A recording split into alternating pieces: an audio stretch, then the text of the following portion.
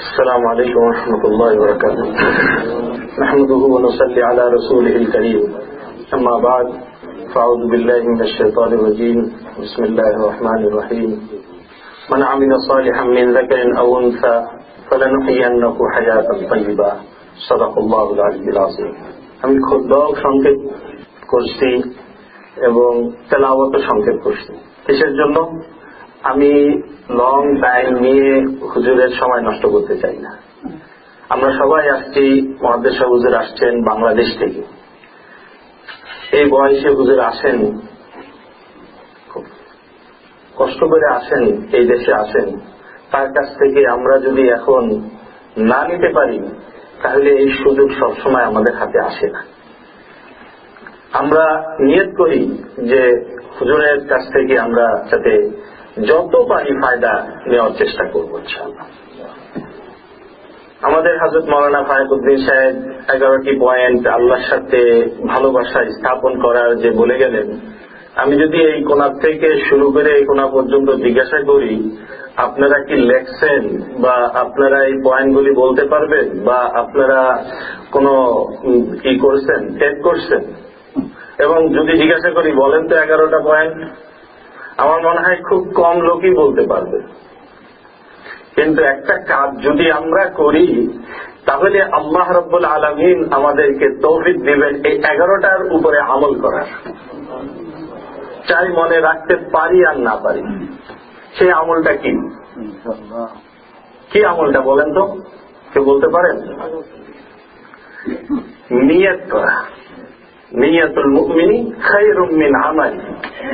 আমরা নিয়ত করে নেই এই 11টা পয়েন্টের উপরে আল্লাহ চায় তো আমরা আমল করব। সবাই নিয়ত করেন। আল্লাহ তো জানে 11টা পয়েন্ট কি। আপনার এই 11টা পয়েন্ট যখন যেই সময় আসবে ওই সময় আপনাকে এই নিয়তের বদলায় আমল করার তৌফিক দিবে। চাই আপনি টেপ করুন, লেখুন আর না লেখুন। নিয়ত করতে পারি তো আমরা ইনশাআল্লাহ। আমি গত পরশুদিন একটা বিষয় কথা শুরু করছিলাম, ওই কথাটা আমি শেষ করি। এখানে 3 শ্রেণীর লোক আমরা এখানে বসা। সাধারণ পাবলিক, যাদের ভিতরে এই মাদ্রাসার ছাত্রদের গার্জিয়ানও আছে, মাদ্রাসার ছাত্র এবং মাদ্রাসার শিক্ষক বৃন্দ, পরিচালক বৃন্দ, 3 শ্রেণীর লোক আছে। আমি এই 3 শ্রেণীর লোক জন্য সংক্ষেপে কিছু কথা আমি বলে শেষ করতে চাচ্ছি। প্রথমত এই ছাত্রদের একটা জিনিস আমাদের বুঝতে হবে। কয়জন ছাত্র আছে এখানে?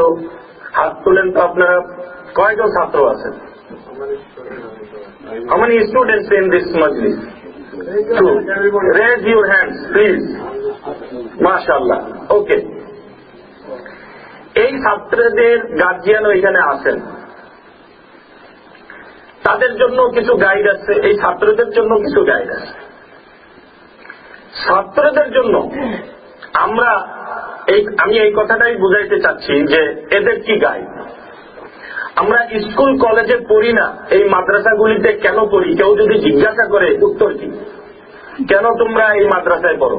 কেউ বলবো যে আমরা নামাজি হব, মুসলিম ইমানদার হব, এ হব সে হব, অনেক উত্তর আছে। কিন্তু দারুল উলুম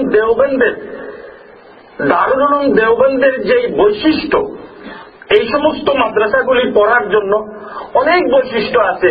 সমস্ত বৈশিষ্ট্যের সার অংশ মাত্র 3টা।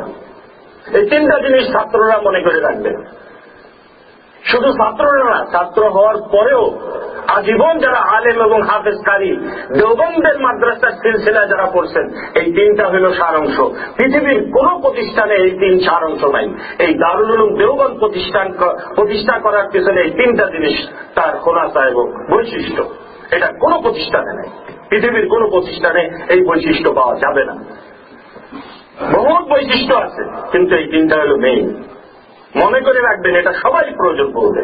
আমরা কেন এই ছেলেগুলির এই সমস্ত মাদ্রাসায় পড়াই, আর ছেলেরাও হাফেজ আলেম কারি মুফতি এই মাদ্রাসাগুলিতে কেন হচ্ছে? এই 3টা হলো তাদের বৈশিষ্ট্য। নাম্বার 1 মনে রাখবেন, সুন্নতের মহাব্বত, বেদাতের নিফরত।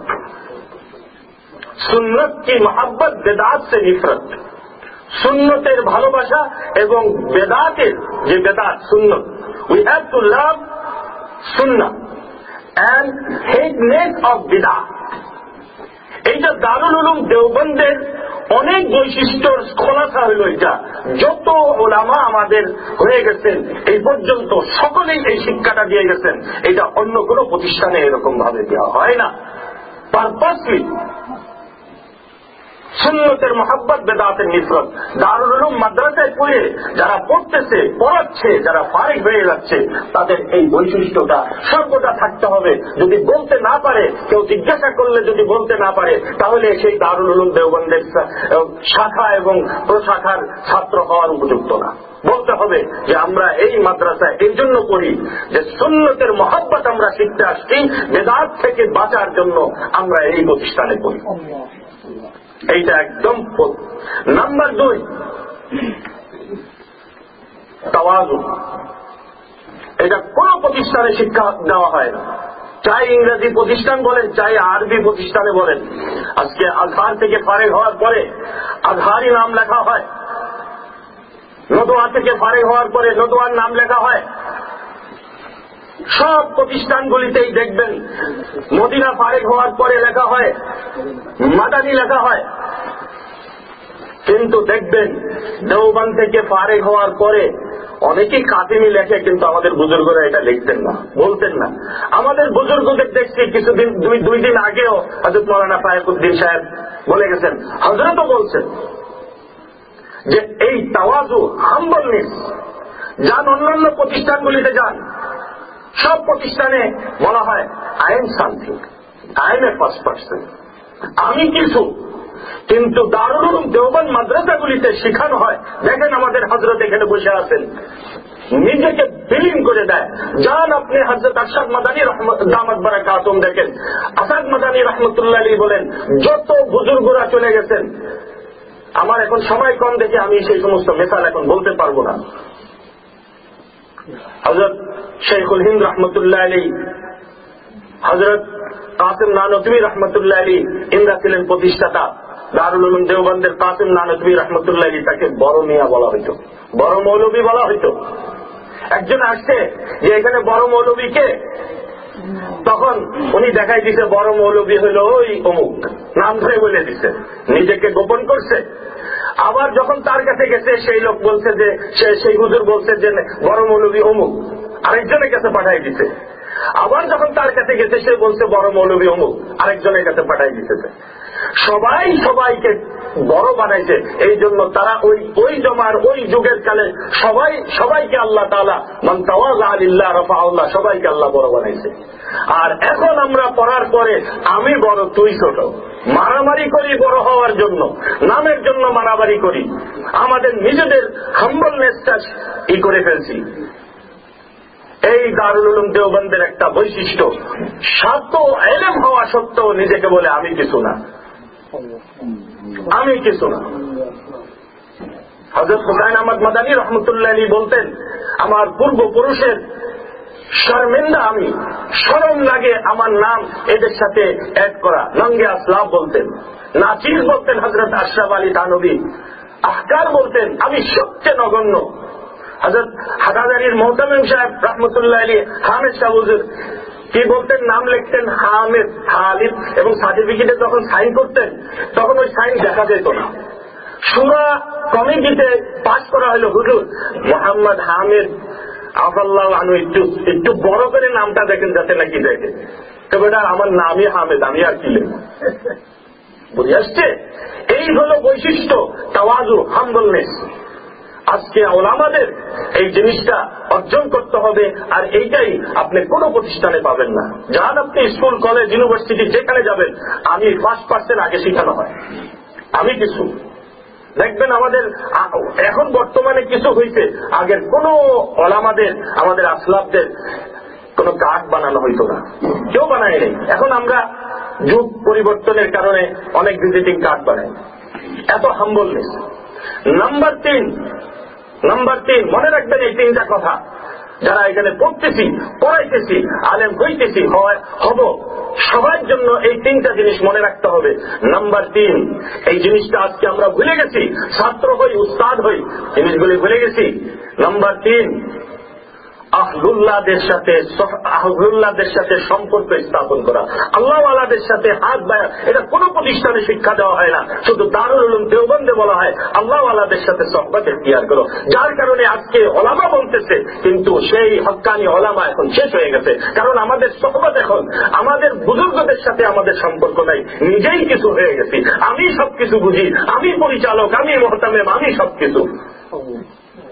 যার কারণে আজকে উম্মত আমাদের কাছ থেকে ফায়দা পাইতেছে না, ওলামা ইকরামের কাছ থেকে ফায়দা পাইতেছে না। কারণ আমাদের সম্পর্ক আমাদের আসলাফদের সাথে নাই। কারোর বুজুর্গের হাতে হাত দিয়া নিজেকে ছোট করার মতো মন মানসিকতা আমাদের নাই। এই তিনটা জিনিস মনে রাখবেন। নাম্বার 1 কি বললাম? সুন্নতের মহাব্বত, বেদাতের নিফরত। নাম্বার 2 তাওয়াজু, হাম্বলনেস, নিজেকে ছোট করা। আর নাম্বার 3, এই ফারিগ হওয়ার পরে যে কোনো আহলুল্লাহ আল্লাহওয়ালার সাথে আমার সম্পর্ক যাতে থাকে। দেখেন, কাসিম নানুতুই রহমতুল্লাহ আলী থেকে নিয়ে এই পর্যন্ত যত আল্লাহর ওলি গেছেন, এই হুজুরের কথা বলেন, দেখেন হুজুরেরও পীর আছে, আমারও পীর আছে, যত লোকের পীর আছে। কিসের জন্য? আমরা বড় না, আমরা বড়দের কাছ থেকে আমরা শিখি, তাদের সাথে সম্পর্ক রেখে। এটা একমাত্র দারুল উলুম দেওবন্দ শিখাইছে, অন্য কোন প্রতিষ্ঠানে এগুলি শেখানো হয় না। যান আপনি দেখেন, কোন প্রতিষ্ঠানে শেখানো হয়। এই তিনটা বৈশিষ্ট্য এই দারুল উলুম দেওবন্দের মাদ্রাসাগুলি এবং যত শাখা আছে, 1 লক্ষর উপরে শাখা আছে সারা ওয়ার্ল্ডে। 10 লক্ষর উপরে, আমি বলছি 1 লক্ষ তো বাংলাদেশই হবে, 10 লক্ষর উপরে শাখা আছে এই পৃথিবীতে দারুল উলুম। কারণ এই 3 বৈশিষ্ট্যের কারণে, দারুল উলুম দেওবন্দের কারণে আল্লাহ পাক সারা পৃথিবীতে আল্লাহ তাআলাকে দিয়ে বড় বানায় খেদমত করতেছে যেখানে যাও। এই 3টা জিনিস মনে রাখবেন। আলেম হইতেছি যারা, হাফেজ হইতেছি যারা, এবং যারা হয়ে গেছি তাদের জন্য। আর যারা পড়াইতেছি, 3টা জিনিস মনে রাখবেন। যারা এখানে উস্তাদ আছি আমরা, যদি এই 3 জিনিস না থাকে, তাদের দ্বারা আল্লাহ খেদমত নিবে না, তাদের দ্বারা আল্লাহ খেদমত নিবে না। ইয়াহদুনা বিআমরিনা লাম্মা সাবারু ওয়া কানু বিআয়াতিনা ইউকিনুন। এই আয়াতের ভিতরে আল্লাহ পাক ওই 3 জিম্মাদারি দিয়েছেন। যারা মুদাররিসিন আছেন, তাদেরকে এই 3টা জিনিসের উপরে আসতে হবে। ফারিগ হওয়ার সাথে সাথে তারা কিতাব যাতে ছাড়ে না দেয়, মুতালা বেশি করে করতে হবে, নাইলে ইয়াহদুনা বিআমরিনা পারবে না তারা। হেদায়েতের জন্য, আল্লাহর রাস্তায় হেদায়েত করার জন্য, মানুষকে বোঝানোর জন্য বেশি করে কোরআন হাদিস স্টাডি করতে হবে। আমরা আলেম হওয়ার সাথে সাথে অন্য কাজে লিপ্ত হয়ে যাই, যার কারণে আমাদের মোতালার সময় থাকে না, আর আমরা সঠিকভাবে উম্মতকে হেদায়েত করতে পারি না, ভালো রাস্তায় দেখাইতে পারি না। সর্বপ্রথম যারা আলেম হয়ে যাচ্ছে, মোতালা যাতে না ছাড়ে। নাম্বার 1 মুদাররিসিনদের জন্য। নাম্বার 2 লাম্মা সাবারু, সবর করতে হবে। হযরত সাঈদ পালনপুরি সাহেব গত বছর বলে গেছেন, ওলামাদেরকে বলে গেছেন, ইউনিভার্সিটিতে বসে, দারুল উলুমে বসে, লাম্মা সাবারু, তোমাদেরকে সবর করতে হবে। 2000 বেতনের বেশি বেতন কোন হাফেজ আলেমের কারির মুফতিরা এই দেশে হয় না। এগুলি আদালত থেকে লেখা, তকদিরে লেখা। দেখবেন আপনি অধিকাংশ মসজিদের ইমাম 2000, 2500, 3000 যদি দেয়, তাহলে প্রেসিডেন্ট সাহেবের জ্বর উঠে যায়, দিবে না। এইটার উপরে সবর করতে হবে। সবর যদি না করি, তাহলে আমার চোখ অন্যদিকে যাবে, আমি এই এলেমের খেদমত করতে পারবো না। আমার সবর করতে হবে। আমি প্রেসিডেন্টের হাতের দিকে তাকাবো না, আমি ট্রেজারির হাতের দিকে তাকাবো না। আমাকে যে আল্লাহ পাক এলেম দিছে, এই এলেমের সাথে মরে যাব, এই এলেমের সাথে খেদমত করতে করতে আমি মরে যাব। লাম্মা সাবারু, সবর করতে হবে, যেরকম রাসূলুল্লাহ করে গেছেন। ওয়ারাসাতুল আম্বিয়া, যারা আলেম, তাদেরকে ওই রাসূলুল্লাহর ফকর ফাকার মিরাস হিসাবে ওইটা উঠাইতে হবে। আর যদি মনে করি আমার পয়সা দরকার, আমার গাড়ি বাড়ি দরকার, তাহলে তাকে দিয়ে আল্লাহ তাআলা মাদ্রাসার খেদমত দিবে না। সবর করতে হবে। নাম্বার 3, আল্লাহ রাব্বুল আলামিন ওলামাদের জন্য যেই ওয়াদা রেখে রেখেছেন, ওয়া কানু বিআয়াতিনা ইউকিনুন, আই বিওয়াদিনা ইউকিনুন। আল্লাহর ওয়াদা ওলামাদের জন্য, ওই ওয়াদার উপরে বিশ্বাস রাখতে হবে। আলেমদের জন্য আল্লাহ তাআলা যে ওয়াদা রাখছেন, কিয়ামতের পরে আল্লাহ যা দিবেন, কবরের থেকে শুরু হয়ে যাবেন আলেমদের জন্য, ওই ওয়াদার উপরে বিশ্বাস রাখতে হবে। এই 3টা জিনিস হলো কাদের? যারা এখানে আমরা পড়াইতেছি। এখন আসুন, যারা এখানে গার্জিয়ান আছে, তাদের জন্য কয়েকটি দায়িত্ব আছে। আমার ছেলে আমি মাদ্রাসায় দেই, আমার উপরে শয়তানের 3 বার হামলা হবে, ওই হামলাতে আমার টিকে থাকতে হবে, তা না হলে আমি আমার ছেলেকে হাফেজ আলেম বানাইতে পারবো না। প্রথম বলে যে আমার ছেলে হামলা, প্রথম হামলা আমার ছেলেকে মাদ্রাসায় দিলে এই ছেলে কি করে খাবে ডাক্তার ইঞ্জিনিয়ার না হলে। নাম্বার 1 হামলা, আমি অল্প সংক্ষেপে বলতেছি। নাম্বার 2, অনেক বুঝানোর পরে সবকিছুর পরে আমি দিয়ে দিছি, যখন 5-6 বছর কি বলি 5-6 পারা হয়ে যায়, 7 পারা 10 পারা হয়ে যায়, তখন ছেলে যাইয়া বলে বাপের কাছে বলে যে আব্বা এটা বহুত কঠিন, আমি পারবো না। তখন বাপের একটা স্থান নিতে হবে। ওই রকম হযরত ইব্রাহিম আলাইহিসসালাতু ওয়াসসালাম যেরকম নিয়েছিলেন হযরত ইসমাইল আলাইহিসসালাতু ওয়াসসালামকে মিনাতে কুরবানি দেওয়ার জন্য, যেভাবে শয়তান 3 বার ধোঁকা দিয়েছিল শয়তানে, ঠিক ওই রকম ধোঁকা আমার আপনার কিয়ামত পর্যন্ত 3 বার ধোঁকা হবে একজন হাফেজকে বানানোর পিছনে। প্রথম হাফেজ বানাইতে দিবে না, শুরু হইলে 7-8 পারা হয়ে গেলে তখন এই ছেলেকে নষ্ট করার জন্য মাদ্রাসা থেকে সরানোর জন্য এই আরেকবার ধোঁকা দিবে, আর শেষ একবার ধোঁকা দিবে যখন 25 পারা 26 পারা হয়ে যায়, তখন আরেক ধোঁকা দিবে। অনেক কঠিন, আর আমি আর পারতেছি না, আমি স্কুলে পড়বো। তখনও মা বাপকে খুব কঠিন ভাবে এই করে রাখতে হবে, তারে বুঝাইতে হবে বাবা তুই যদি হাফেজ তোরে আমি একটা ভালো গাড়ি কিনে দেবো, তোরে ঘড়ি কিনে দেবো, যেভাবে হোক দুনিয়ার লোক দিয়ে হোক, কারণ এগুলি শয়তানের হামলা। নাম্বার 2, দ্বিতীয়বারের হামলা। তৃতীয়বারের হামলা যখন নাকি হাফেজ হয়ে যাবে, সবকিছু হয়ে গেছে, এরপরে তাকে দিবে না আলেম হওয়ার জন্য। বাবা এবার আর আমি পারতেছি না, এবার আমার কলেজে পড়তে হবে, হাফেজ হয়ে গেছি, যথেষ্ট 10 জন আমি সুপারিশ করতে পারবো। মাদ্রাসায় পড়ে আলেম হওয়ার জন্য তা কি করবে, বাধা হয়ে দাঁড়াবে শয়তান। এইখানে এক হামলা হবে। এই 3 হামলা যদি উপরে মহিলারা থাকেন, যদি গার্জিয়ানরা থাকেন, এই 3টা হামলার মধ্যে আপনাদেরকে অবিচল থাকতে হবে। শুরুতেও, মাঝখানেও এবং শেষ হওয়ার পরেও এই হামলাগুলিকে আপনারা গ্রহণ করবেন। যতই হামলা দেখ আমার ছেলেকে হাফেজ আলেম, যে সমস্ত ফাজাইল আমাদের ফায়েক সাহেব বলে গেছেন, এগুলির উপরে আমরা এসে যাব। তাহলে দারুল উলুম দেওবন্দের শাখায় পড়ে আমরা 3টা জিনিস শিখি। যারা পড়তেছি তাদের জন্য 3টা কি কি বলেন? সুন্নতের মহব্বত, বেদাতের নিফরত। নাম্বার 2, হাম্বুলনেস শেখার জন্য আমরা এখানে আসছি। বলতে পারবেন তো আপনারা ইনশাআল্লাহ ছাত্র ভাইরা। আর এখানে কিসের জন্য পড়ি? আমরা এই জন্যই পড়ি যাতে আমাদের জীবন শেষ হওয়া পর্যন্ত কোন আল্লাহ ওয়ালার সাথে আমাদের সাথে সম্পর্ক থাকে। এই জন্য আমরা এই 3টার জন্য। যারা মুদাররিসিন আছেন তাদের জন্য 3টা জিনিস বলে গেছি, যে কি করতে হবে, সবর করতে হবে। চাই টাকা পাই না পাই, বেতন দেখ। আমাদের দারুল উলুমে এই মুহূর্তের কথা বলতেছি, প্রতি মাসে আমাদের $2 লক্ষ খরচ। প্রতি মাসে $2 লক্ষ খরচ। 2 মাস 3 মাস পর্যন্ত অনেক সময় বেতন নাই। এই মুহূর্তে আমাদের উস্তাদদের 53 জন উস্তাদ এবং শিক্ষক শিক্ষিকা 53 জন এই নিউ ইয়র্কে, জামাইকা, যান দিকে আসে, 3 মাস বেতন নাই। কিন্তু একদিনও বলতে পারবো না যে কোন শিক্ষক 8টার ভিতরে আসে নাই, এইটা বলছে যে আমাদের বেতন নাই, আমরা পড়াবো না। আমি ঘোষণা দিয়ে দিছি, যদি এই নিউ ইয়র্কে যদি আল্লাহর ওলি দেখতে চাও, তাহলে আমাদের দারুল উলুমে এসে দেখো, এরা সবাই আল্লাহর ওলি। বেতন ছাড়া আজকে মাসের পর মাস আল্লাহর কালামের খেদমত করে দাও, সবর করতে। এইভাবে সবর করতে হবে এবং আল্লাহর ওয়াদার উপরে বিশ্বাস রাখতে হবে। এইগুলি। আর ওই যারা গার্জিয়ান আছেন তাদের এই 3 হামলার মধ্যে অবিচল থাকতে হবে। যারা পরিচালক আছেন তাদের দিল বড় করতে হবে। আমরা এই আলেমদের খেদমত অবশ্যই করব। এই 2000 কেন, আমি ঘোষণা দিয়েছি ইনশাআল্লাহ আজিজ, আমি মুহতামিম হিসাবে বলছি, এখনো বলতেছি, আল্লাহ যদি পয়সার যদি কোন রাস্তা খুলে দেয়, আমাদের মাদ্রাসার একজন আলেমের বেতন কমস কম $5000 হইতে হবে। একজন ডাক্তার যদি $5000-6000 কামাইতে পারে, তাহলে যে আল্লাহ এবং কাল আল্লাহ কাল রাসূল শিখায়, এটা হলো যারা জিম্মাদার আছে তাদের ভিতরে এই জজবা থাকতে হবে। আল্লাহ যদি আপনাকে আমাকে পয়সা দেয় এজ এ জিম্মাদার হিসাবে, আমার দিতে অসুবিধা কোথায়? তাকে বেনিয়াত কেন বানাই না আমি? তাকে বাধ্য করি?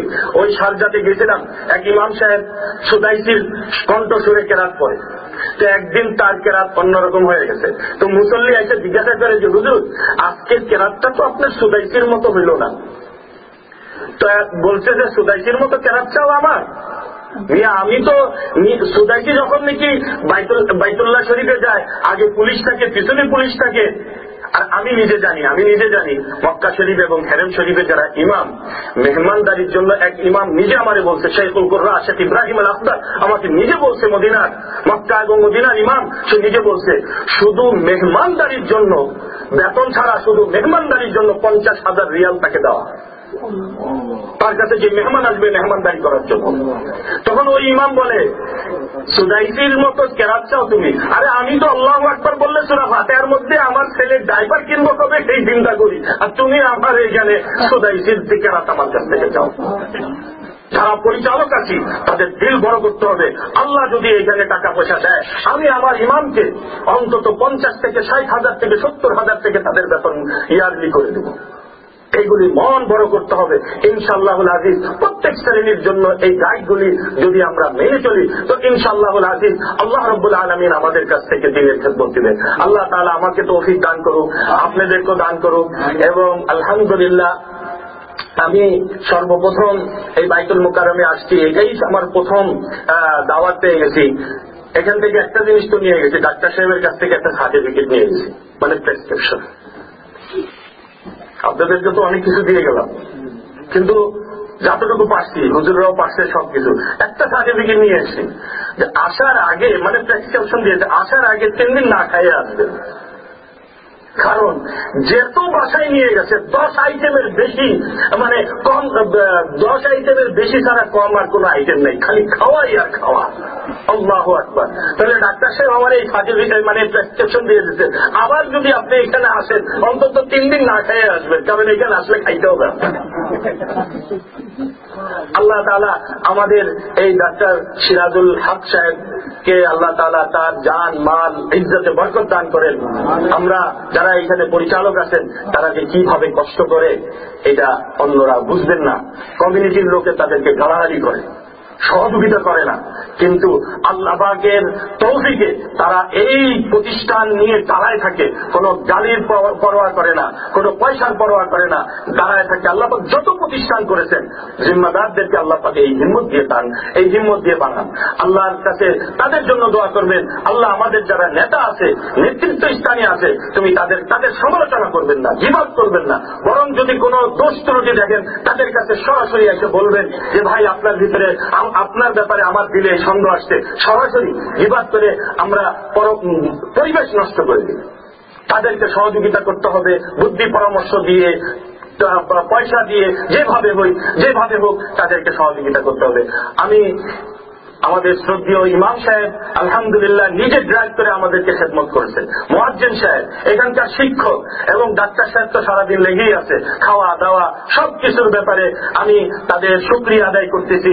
এবং আমি আপনাদেরও সুযোগ, আপনারা আমাদেরকে কিছু বলার সুযোগ দিয়েছেন এবং কথা ধৈর্য ধরে কথা শুনেছেন, এই জন্য আপনাদেরও শুকরিয়া আদায় করতেছি। মাল্লাম ইয়াশকুরিন নাস লাম ইয়াশকুরিল্লাহ, নবী বলেন সাল্লাল্লাহু আলাইহি ওয়াসাল্লাম, যে মানুষের শুকরিয়া আদায় করে না সে আল্লাহরও করে না। এই জন্য মানুষের শুকরিয়া আদায় করতেছি, আল্লাহর শুকরিয়া আদায় করতেছি। ওয়া আখির দাওয়ানা আনিল হামদুলিল্লাহি রাব্বিল আলামিন।